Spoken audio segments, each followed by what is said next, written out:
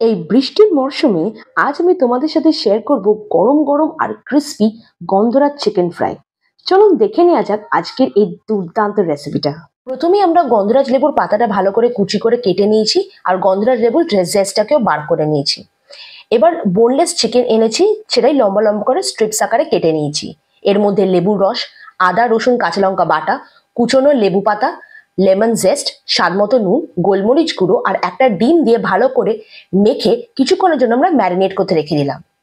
তারপর এরই মধ্যে 1 কাপ ময়দা, 1 কাপ কর্নফ্লাওয়ার দিয়ে ভালো করে মেখে তারই মধ্যে আবার বেকিং পাউডার, বেকিং সোডা, স্বাদ মতো নুন দিয়ে ভালো করে মেখে নিয়ে গরম তেলের মধ্যে একটা একটা করে চিকেনের স্ট্রিপস গুলোকে আমরা গোল্ডেন ব্রাউন করে আমাদেরকে ফ্রাই করে নিতে হবে। দেখুন কতটা সুন্দর লাগছে দেখতে।